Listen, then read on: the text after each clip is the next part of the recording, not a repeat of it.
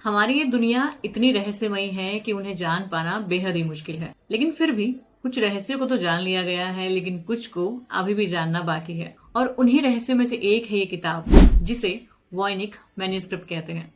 अब इसका नाम वॉयनिक मैन्यूस्क्रिप्ट क्यों है, और इस किताब में आखिर कौन से रहस्य छुपे हैं, और क्या इस किताब में छुपे इन रहस्यों को कभी कोई जान पाएगा?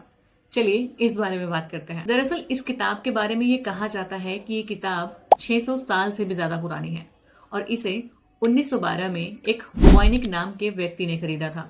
उस व्यक्ति ने इसे कहां से खरीदा था, किस लिए खरीदा था, इन सवालों के जवाब तो कोई नहीं जानता है, मगर उस व्यक्ति के नाम पर ही फिर इस किताब का नाम वॉयनिक मैन्यूस्क्रिप्ट पड़ गया। अब अगर इसके रहस्यों की बात करें तो इसकी भाषा ऐसी है कि जिसे कोई भी नहीं जानता है। मतलब कि जिस लैंग्वेज में ये किताब लिखी गई है उस लैंग्वेज को पूरी दुनिया में कोई भी नहीं बोलता है, ना ही उस लैंग्वेज के बारे में कोई जानता है। और यही सबसे हैरान करने वाली बात है, और यही बात कई सवाल भी खड़े करती है। पहला सवाल कि जिस भाषा में ये किताब लिखी गई है, क्या वो भाषा विलुप्त हो चुकी, या फिर ये वो भाषा है जिसे अभी तक कोई भी इंसान या फिर कोई भी देश डिकोड नहीं कर पाया है? इसका भी जवाब अभी तक किसी के पास नहीं है। इसके बारे में सिर्फ इतना पता है कि इसमें कुछ शब्द लिखे हैं जो कि लैटिन और जर्मन भाषा में है। इसके अलावा इसमें लिखी भाषा किसी की समझ में नहीं आती है। अब बात करते हैं कि इस किताब में आखिर क्या छुपा है। दरअसल इस किताब में कुछ तस्वीरें बनी हैं जो कुछ जगह की हैं।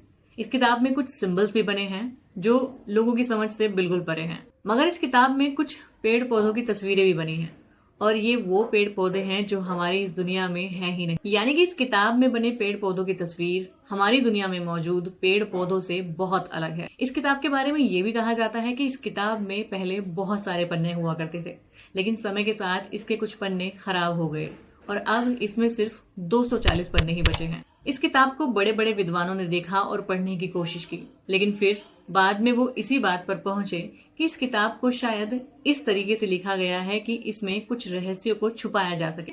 लेकिन आखिर वो रहस्य क्या है, ये तो वही इंसान जानता है जिसने इस किताब को लिखा है। लेकिन हो सकता है कि आने वाले समय में इस किताब को पढ़ा जा सके और इसमें छुपे रहस्यों को भी जाना जा सके। आपकी इस किताब को लेकर क्या राय है, आप हमें कमेंट बॉक्स में जरूर बताएं। वीडियो पसंद आए तो उसे लाइक करें, शेयर करें और हमारे चैनल को सब्सक्राइब जरूर करें।